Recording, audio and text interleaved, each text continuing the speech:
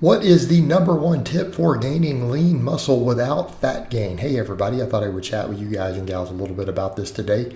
And really what I'm going to give you is the easiest tip, and then I'm going to explain it because it's not going to be what a lot of people think it is. A lot of times people are like, well, just keep your calorie surplus really small. And yes, that can work, but that's actually more work. That is more work, and therefore it's not the simplest tip to get the same end result. The simplest tip, are you guys ready for it? Just keep your dietary fat extremely ridiculously low, okay? And a lot of people are going to say that won't work. It's calories in, calories out. No, it absolutely will work. It's based upon the data. It's based upon biology, and it's based upon how we know the human body works. All right, the thing to keep in mind with that is that it's not changing calories in versus calories out. It's not cheating it. It's not breaking it. The simple fact of the matter is that humans do not store carbohydrates to any appreciable degree as body fat. And if we do, it is never under the skin. Like, no study that has measured where it's stored has ever found, to my knowledge, at least modern studies using the best modern equipment, to have ever found a carbohydrate to perform de novo lipogenesis under your skin. So any small amount of fats that you gain, and it will be small from dietary carbohydrates, won't even be visible. You won't see it because it will be small amounts, a few grams here and there around your organs. All right, so keep that in mind for context, right? Dietary fat is what you store under your skin. Overwhelming amount of data suggests that this is the case. So that being said, people say, well, what about calories in, calories out there? Where do the calories go? You literally burn it off as heat. And the thing to think about when we look in terms of anabolic effect, carbohydrates are anabolic to muscle tissue. Okay, they're anabolic to muscle tissue. The insulin response, all of these things, the IGF-1 production, everything as a result of it helps you build muscle. It helps you perform in the gym. Okay, it absolutely does. And people say, well, what about insulin resistance? Well, we don't get insulin resistance from this type of diet. That's kind of the point. Meaning if you're eating whole food carbohydrates, not a bunch of refined sugars, whole foods, right? Even if there can be mildly refined grain, even white rice doesn't cause this issue. It's not associated with insulin resistance. So even though you're getting insulin response, it tends to be a healthy insulin response. It tends to be very anabolic to your muscles.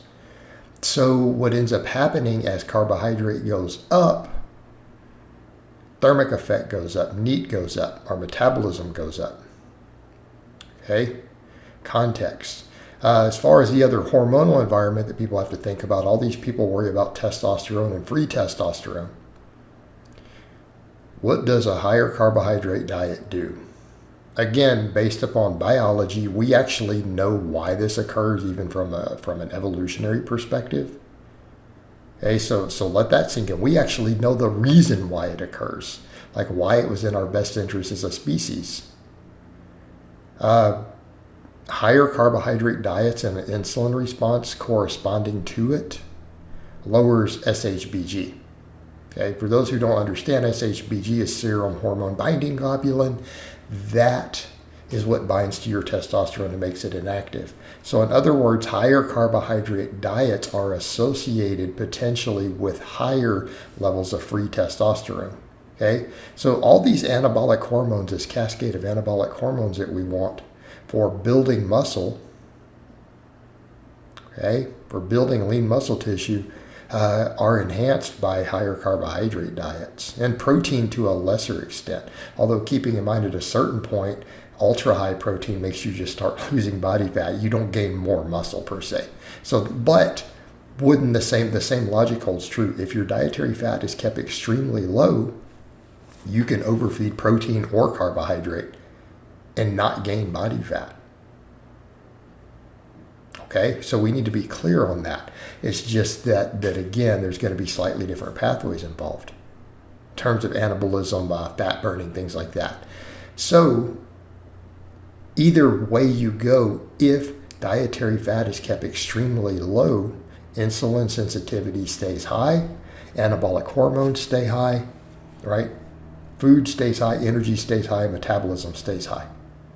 In fact, so much so that you'll find many hard gainers literally can't even gain weight anymore once they do these type of diets, because it becomes an appetite issue versus the energy output. Their metabolism tends to go up too much.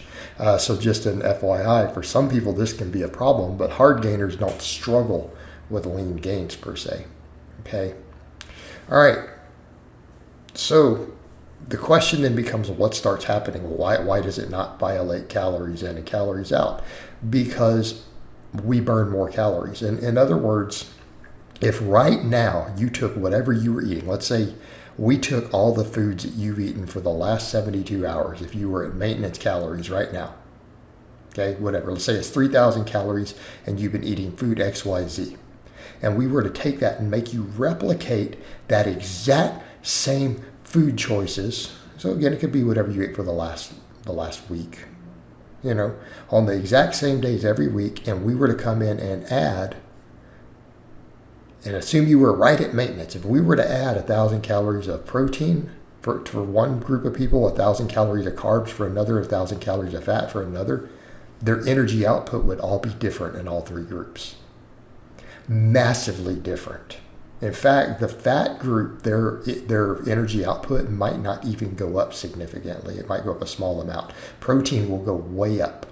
In fact, their maintenance calories might go up by as much as 1,000.